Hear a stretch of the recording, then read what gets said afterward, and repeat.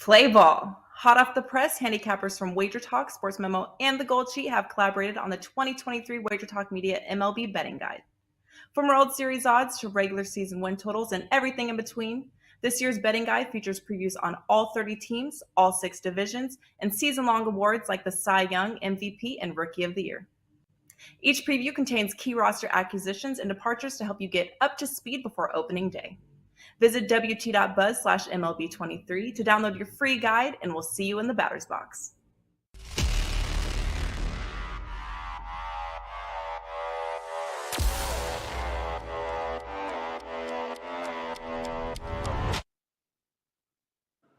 Welcome to the NBA Triple Double Show powered by SportsMemo. I'm your host, Ronald Cabang, also known as handicapper on SportsMemo.com, at handicapper on Twitter.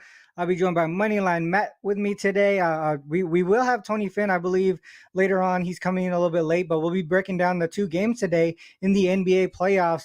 Before we get into those games, though, I do want to talk about SportsMemo.com, everything we have going on over there. We have the free live odds page. We got the deals page. Cappers provide free picks and analysis on a daily basis, along with their daily packages that they do have on for sale as well. You can check the leaderboard, see how everyone's doing on specific sports. Obviously we got the NBA, the NHL playoffs is here. The MLB is coming into the the middle part of the season here. Also, before you go over to the site, make sure you hit the like and subscribe button. It only takes a couple clicks and it helps our show grow tremendously here. With that said, let's get Matt up here with me on the panel. What is up, Matt? Man, I'm gonna be honest, man. I was on a 3-day losing streak. Yesterday came up big though. Got a lot back from what I lost in the previous 3 days, and that was like NBA and MLB combined. But you know how we do on the show. We always talk about transparency, and we want to tell the people how we're doing lately. But how's everything going on for you? Yeah, everything's been, I am coming off an off day. That was NFL draft related, though, not NBA related. I thought I had a good handle on what was going on in the NFL draft, and definitely not. Definitely not. Yesterday was one of those days of the NFL draft where it was all over the place. NBA this week, however, I am 3-2, so not so bad. Still Nice. in the positive. We're trying to win every single week. We're coming off a winning week, and honestly, have probably won the last 3, 4, 5 weeks, something along those lines. So we're getting pretty consistent here.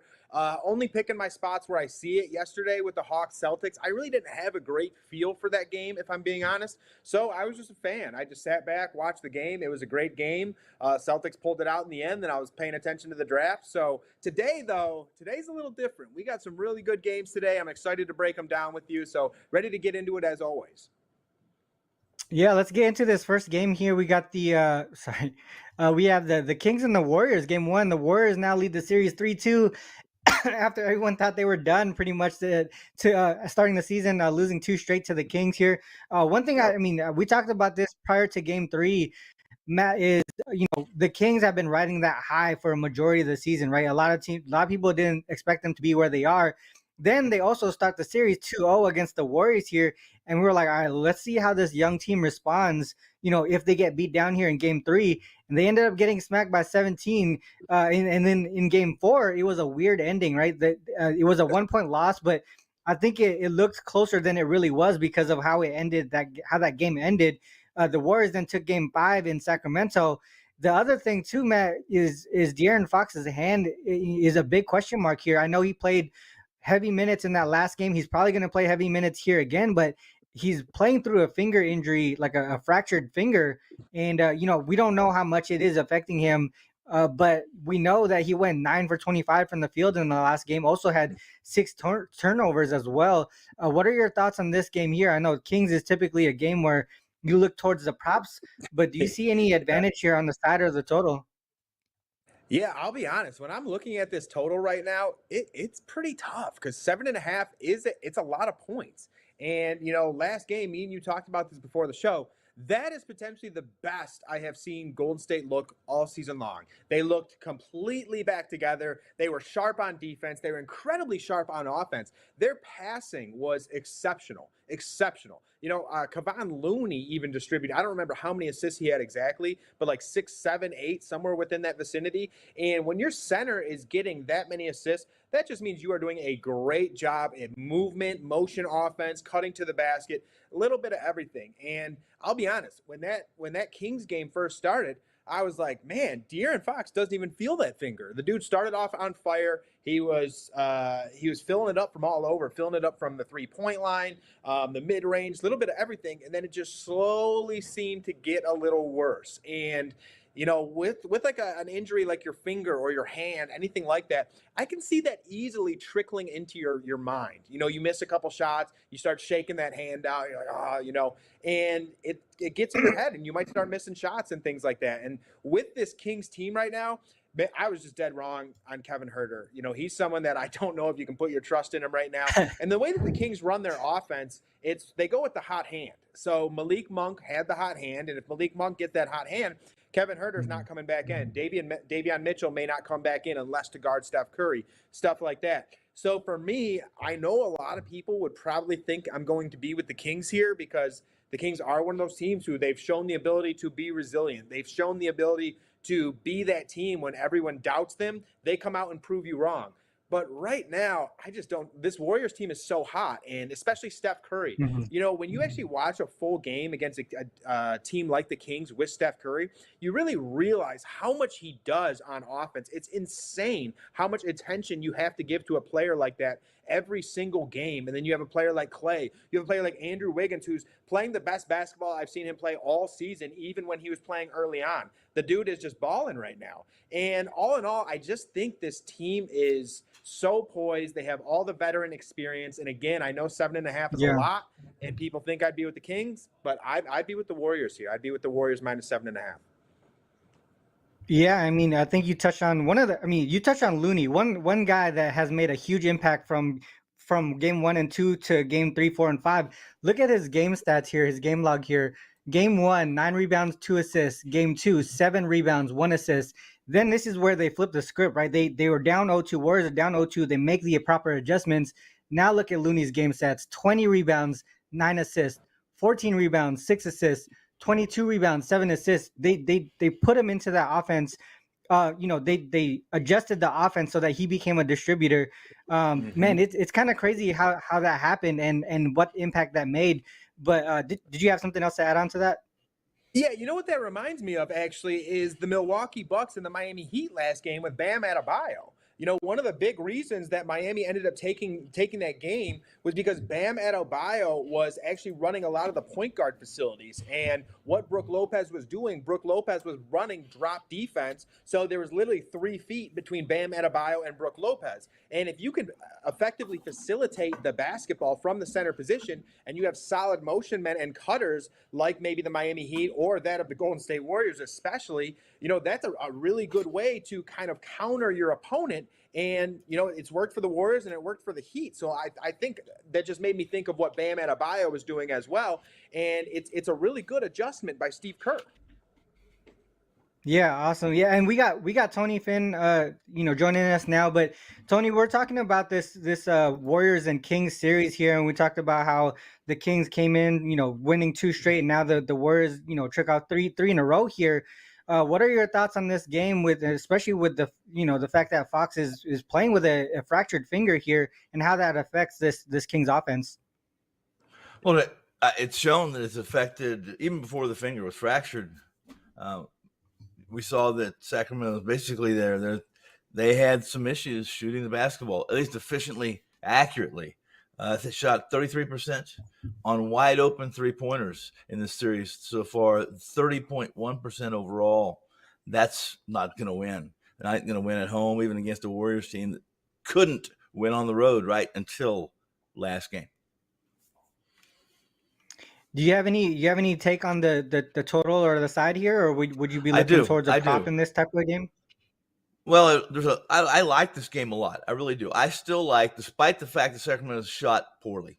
I'm all information, all intel I've received. You guys correct me if I'm wrong. Fox is going to play tonight, correct? Yeah. This is. I don't think Golden State's going to be delusional. I thought they were delusional a lot of times when they went on the road this year, thinking that they could basically shut down, at least slow down the offense, not press, and be defensively capable enough to win. They didn't do it. And if early in the series, I thought they were still trying to do the same thing. You saw last game where Green, rather than passing open shots up, he took the ball to the rim. Curry wasn't hesitant like I thought he was early in this series. And I think the pace, it's going to be pace. They're going to click. They're going to take open shots. They're not going to try to it's a waste of time to try to wear down this Kings defense, or at least Kings team defensively, by using the shot clock. They're gonna play at pace, and if you're gonna be contrary to that, I think you're in trouble with the Kings, even with the question marks that surround Fox. I like the over. Like the over there, pace of play, and maybe you bounce back offensively for the Kings there. The way that I was looking at this one, guys, I don't know if you guys knew this, but the Kings have yet to beat the Warriors in San Francisco. They faced each other 4 times there this season, and they have yet to win there. They actually lost, I think it's 9 straight now on the road versus the Warriors, dating back to 2020. At the same time, though, they're 6-3 against the spread. So even though they're not winning, they are covering the game in that. And that could be that. I mean, possibly that could be the situation in this game here. But another thing that I looked at was that the Warriors, after the All-Star break, including the playoffs here, 13-1 straight up, 11-3 against the spread at home, including 9-5 to the under as well. I know that kind of is the opposite of what Tony was talking about with the over, but I think it's just apparent that the Warriors key in on the defensive side of the ball at home. So there's still a situation where if the Warriors do win and cover, this could be tight on the total, and they end up going over just based on their side alone. If you historically in the first round of the playoffs, if it's a 3-2 series in favor of the home favorite, the under is actually 10-3-2 the last 15 instances. That's another thing that kind of points toward the under, but I'm not really that confident on that total because of the things that Tony mentioned. It's the pace of play here is really what kind of takes me off of the total, but I do like the look of the Warriors in this game. They just play so much better at home, both offensively and defensively. I would trust that they do their part. If the Kings end up making their threes, like Tony says, then they're definitely going to go over. But for the most part, I just don't know if the Kings have the defense to stop the Warriors at home here. So my heavy lean is towards the Warriors. Let's move on to the second game of the night here, the Grizzlies and the Lakers. We do have the Lakers leading the series 3-2. They couldn't close it out in Memphis, but they do have an opportunity to do so in LA now. I think we get a huge effort from the Lakers here. They absolutely do not want to go back to Memphis for a Game 7. What are you guys' thoughts on this one? Tony, let's start with you, the Memphis and the Lakers here. Wow. Have you guys I haven't been right yet on Memphis and Lakers. Seems like every time I start leaning one way and feel like I have my arms wrapped around the pace and the game and matchups, I'm wrong. Memphis shooting much like the Kings, shooting very poorly on uncontested 3-point attempts in the series, just over 30%, and hitting at such a low rate on uncontested 3-point shots is, what's the word to use, guys? It's gargantuan. It's massive. It magnifies some of the deficiencies that the Grizzlies have. And I like the Lakers. I think the Lakers are, at this point in time, I think they're more cohesive. They've made a lot of changes. A lot of changes this year. They've tried, it's seemingly 101 different schemes where they're all going to be at their best when they're on the court together. I think they've been really good defensively, and I haven't heard anybody really say, hey, listen, I think the Lakers have won when they've been good defensively. They limited Memphis to just 58.7% shooting at the rim, which is everything. That's what Memphis does with y'all. I mean, they, for the last 3 years, save this year, I think they were second, but they've scored most of their points or lead the league in points in the paint at the rim. 74.9 points for 100 possessions in half-court settings. In the 2 games in the Crypt this year, Memphis, they have to be much better at home or they're not going to have any chance to beat this Lakers team the way they're playing defense. Yeah, I know you mentioned that the points in the paint, how key that is for the Grizzlies, and in the last show, Matt talked about AD blocks, 3.5 blocks was his best bet. He hit over that, and he's a big reason why the Memphis Grizzlies are struggling in the paint. There, one thing I want to mention is the Grizzlies as road dogs, they've been struggling in that situation all season long. They haven't won a game at all in that situation. 0-17 straight up, 2-15 against the spread, and that includes the playoffs here. If you look at their performance after the All-Star break on the road following a home win, the Grizzlies have a record of 3-4 straight up and against the spread, also 5-2 to the under. But the most important part, the takeaway from that is the Grizzlies went under their team total in 6 of those 7 games there. I'll be talking about this game in the best bet section, so I'll stop right there and let's go to Matt and see what his thoughts on this game is. Matt, what are your thoughts on this Lakers and Grizzlies game? Yeah, kind of branching right off of your point, Ron, when looking at this Memphis Grizzlies team, they have not been good on the road. They were 16-25 in the regular season. And I don't have this exact number in front of me. I looked it up, I believe, last week. But of those 25 losses, I believe 4 times it was within 5 points, essentially saying that when this Memphis Grizzlies team loses on the road, they get absolutely spanked. And, when I look at this team even watching last game, even when they won in Memphis, Ja Morant and Desmond Bane have to do so much for this team to get them over the hump and to win that game. This is a Los Angeles Lakers team that saw Anthony Davis shoot 4 for 13, 12 points, and they still won. Because they're a very spread out team. They're a deep team. They have a great bench. And, kind of branching off what I said in the last show, this Lakers team scares me down the stretch. I wouldn't want to face this Lakers team if I was any of these top seeds or the Nuggets, the Suns, anyone, even the Warriors. I do believe the Warriors match up probably best of any of them, but this is a good team. And again, to Tony's point, they're very good defensively as well. They have a lot of bigger bodies now. Guys like Rui Hachimura who can move, and then Anthony Davis locking down that middle, getting the blocks. Anthony Davis kind of cancels out Jaren Jackson Jr. If Jaren Jackson Jr. is not making his shots from the outside, then he's going to have a long night in that paint generally because Anthony Davis just is that good. And, we even mentioned it before. When Anthony Davis has an off night on offense, like scoring 14 points, he can still keep the Lakers in that game with his defense alone. And then also last game, we saw LeBron James get very, very tired. Very tired. He had 15 points. He needed a break. It seemed like a lot of these Lakers needed a break. Now they're coming home. I don't think LeBron wants to be in that situation again. I don't think he wants to be on the road in Memphis, potentially tired because of all the minutes that he's been getting. I think they need to take care of this game at home tonight, and I think they do, and I think they cover that -4.5 spread in the process. Overall, even going back when we started talking about this series, we stated that we just felt like this Laker team was better. They have the top 2 players in the matchup with LeBron James and Anthony Davis. Generally, that's enough. But even diving in a little deeper, this bench is way, way better than that of the Memphis Grizzlies. The Grizzlies really only have Tyus Jones. Another thing is Luke Kennard. Luke Kennard may not play tonight. That's a guy who spreads the court out for the Grizzlies. He has that knockdown 3-point shot. So that means you're going to be depending a lot on, we talked about Tyus Jones, who's a very capable backup point guard, but then you're talking about like David Roddy after that. And, it's just not nearly as diverse as this Lakers team. I think this Lakers team just has too much at this point in time. And again, they're so deep that they have so many different guys who can come in and get it done for you. D'Angelo Russell, Dennis Schroeder, in addition to that, guys like Rui, Jared Vanderbilt, just guys who are very good role players and know what their role is for this Lakers team. So for me, I'd be with the Lakers -4.5. I think they close out this series, and I think they cover the spread. I like it. You touched on the losses and how much they lose by in those games. You remember that trend that I just mentioned as far as like them as road dogs, they haven't won a game there's 17 games, right? 0-17 as road dogs. Only one of those games they've lost by less than 5 points. So you're correct. So while you were talking, I looked it up for you. So that's what that's what we do on the show here. We make sure we got each other's back here. But I talked about this being this being the game that I'll be having my best bet on. So we'll just go straight into that.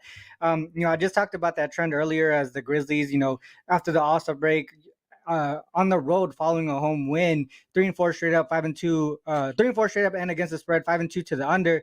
the takeaway from that, 6 out of the 7 games they went under their team total. On the Lakers side, they're 8-3 straight up, 7-4 against the spread, and to the under as well when playing at home after the All-Star break, where their opponent is not in the second leg of back-to-back games, so they would have some fresh legs there. Their opponents are actually 9-2 to their team total under in that 11 game sample size as well. A lot of things point towards that team total under on the Grizzlies side, and that's the way that I'm going tonight. That's actually a premium play for me.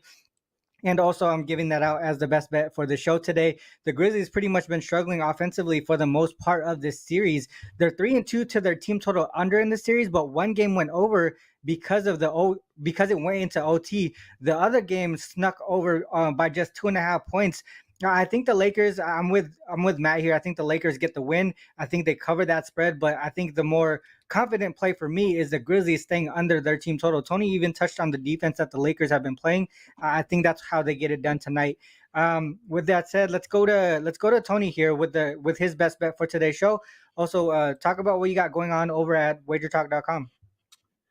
At WagerTalk, I've taken 2 positions in the 2 games tonight, both in the same game, one player prop and one position on the full game. And I have a couple of baseball. I have a Dead Presidents Report going up right after the show, right after first pitch, because I'll do first pitch as well after this program on Wager Talk TV. I mentioned that I like the over in this game, and I do like the over in this game. I like several pieces of this game. I like the Kings in the first quarter. I think they understand where they're at, and I think with or without an abundance or at least an efficient Fox, that they'll find ways to get points. Before coming into the series during the season, one of the keys for them was being very aggressive early on and taking a lead and being able to play with that lead. They were 7-3 against the number in the first quarter. So if you like first quarter plays before the series started, I think you're going to see this. You're going to see from Fox and company tonight. I also like the Warriors. There was some interviews, and I'm a big interview guy in quotes, and Kerr was really impressed with how his group without Fox, and he kind of changed the scheme a little bit and went back to some of the film, some of the things he showed his players. Long story short is that you can see it in his eyes, you can see it in the players, in Curry and Green and Tom. They were not just excited, they were enthralled by what had happened. They were efficient and they were playing fast, and they weren't hesitant. And Kerr said something about what they talked about before the game, and that it seemed to have worked. They seemed to have clicked with them. I like the over in this game. I think you'll see a desperate Kings team that will do what they have to do, and that means not playing against this Warriors half-court set defensively, even though I don't think it's the best or even close to what they used to be. Over the total, I got 236 is what I'm showing right now. All right, Tony with the over on that Kings and Warriors game there. Make sure you guys head over to wagertalk.com and see what you got going on over on his page there. Matt, what is your best bet for today's show? Also, tell the people what you got going on the premium side as well over at sportsmemo.com.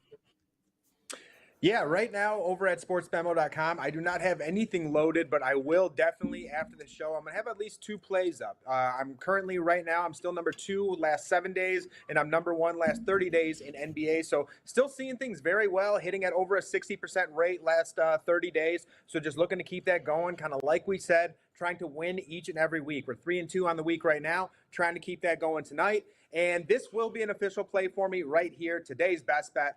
And if LeBron James is my best bet, I have to like it, because you definitely know I have a distaste for that man.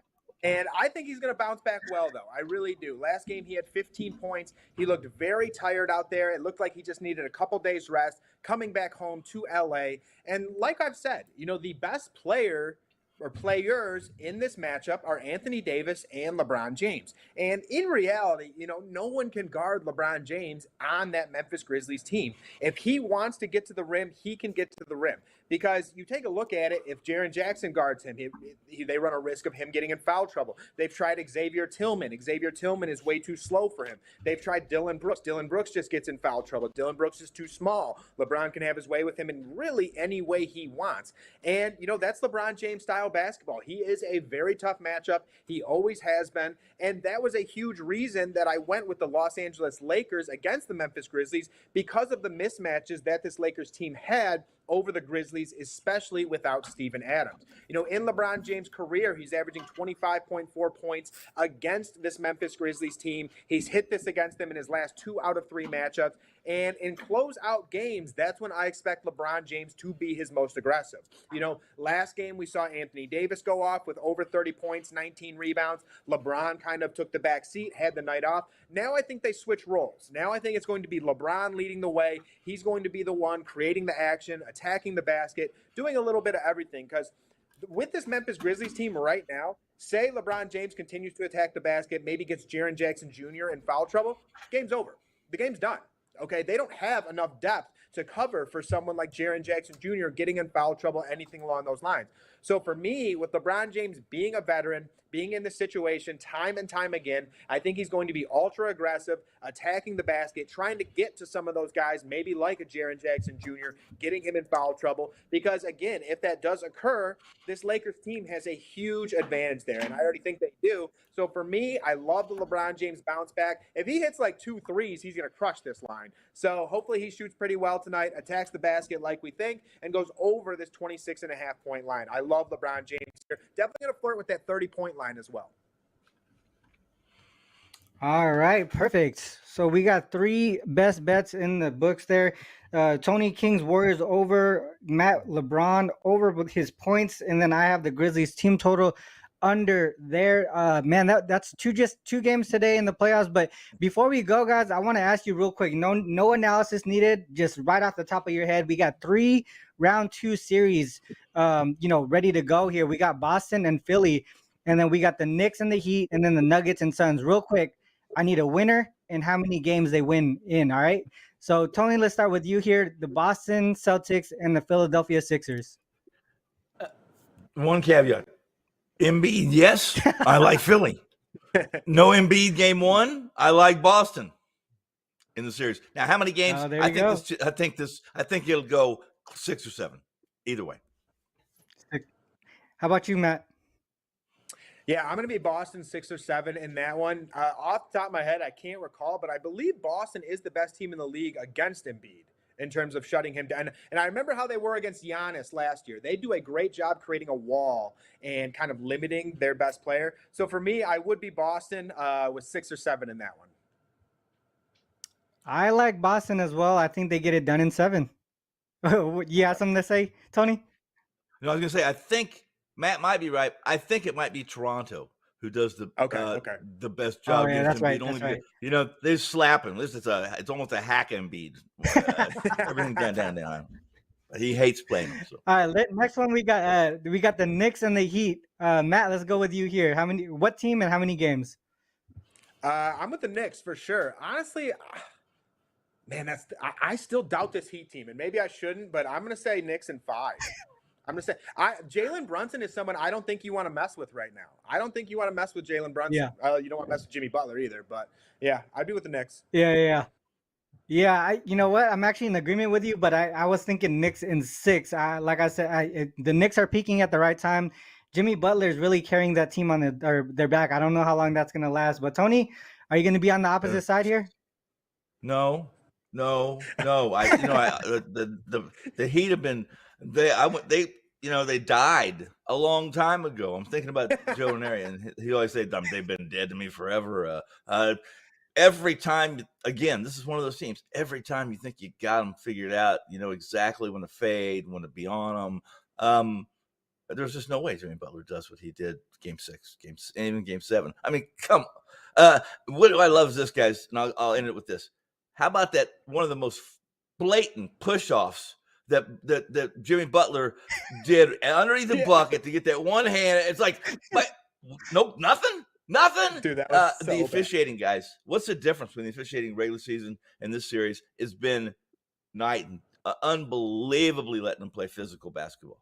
Mhm. I mean, and they're still quitting. And Yeah, they're that's still some quitting crazy what stuff. 37 going to the free throw line 37 times. Crazy, just crazy. I like it. All right, last one here. The one series in the West that's set, the Nuggets and the Suns here. Matt, let's go with you. What are your thoughts on this one?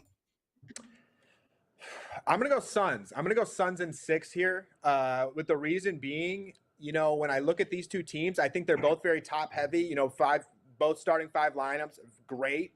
After that, they're kind of similar on the bench. They have Bruce Brown coming off the bench, who's been solid, and the Suns don't really have that much. Cameron Payne, Landry Shamet. So for me, I actually just think this Suns starting roster is actually better. I think they're more experienced. I would love to see this Nuggets team make it a series, but I just think with Kevin Durant, the way Devin Booker is playing right now, veterans like Chris Paul, you got DeAndre Ayton to match up with Jokic. I like this Suns team over this Nuggets squad. All right, Tony, what are your thoughts on this one?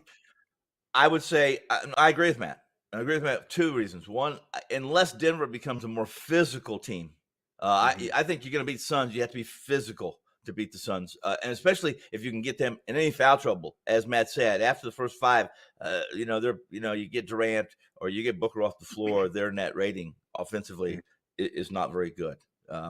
With anybody off the bench, they don't have a big. I mean, they gave away their bench to get Durant, right? That's what they did. Yeah, exactly. So I think, listen, the Nuggets are a team that's really hard to fade. It's almost like Malone. If you look at their last 20 games of the regular season, they just started tinkering with certain schemes and rotations. They didn't care. They went 7-10, I think, in the last 17. Still win number one, get the number 1 seed. And they sure impressed me in the first series. Even though a Minnesota team I thought was, again, no bench, dismantled because of McDaniels in the hand, right? But I like the Suns. Unless Denver changes and becomes more physical, Durant and Booker win. In 6, I like that, Matt. All right. 6 games. Suns in 6 for both of you guys. I'm actually on the opposite side here, guys. I like the Nuggets in 7, actually. I think, you guys talked about that short rotation there on the Phoenix Suns side. I don't know how long KD and Booker can play 44 minutes a game. And even Chris Paul's at like 38, 39 minutes a game. So I think the depth is on the Nuggets side here. And I think that's going to give them the advantage as, the longer the series goes. I think the Nuggets get the advantage there. So I like the Nuggets in 7. All right, guys. Thanks for everyone who tuned in to the Triple Double Show today. Our next show will be on Monday, but we gave out the best bets. We talked about both games today. Even gave some look aheads to the upcoming second round series. So hopefully you guys took some good information away from today's show. Till Monday, I think it's just gonna be me and Matt again on Monday. And till then, guys, good luck with all your action. Peace. Peace. Play ball. Hot off the press, handicappers from Wager Talk, SportsMemo, and the Gold Sheet have collaborated on the 2023 Wager Talk Media MLB Betting Guide. From World Series odds to regular season win totals and everything in between, this year's betting guide features previews on all 30 teams, all 6 divisions, and season-long awards like the Cy Young, MVP, and Rookie of the Year. Each preview contains key roster acquisitions and departures to help you get up to speed before opening day. Visit wt.buzz/MLB23 to download your free guide, and we'll see you in the batter's box.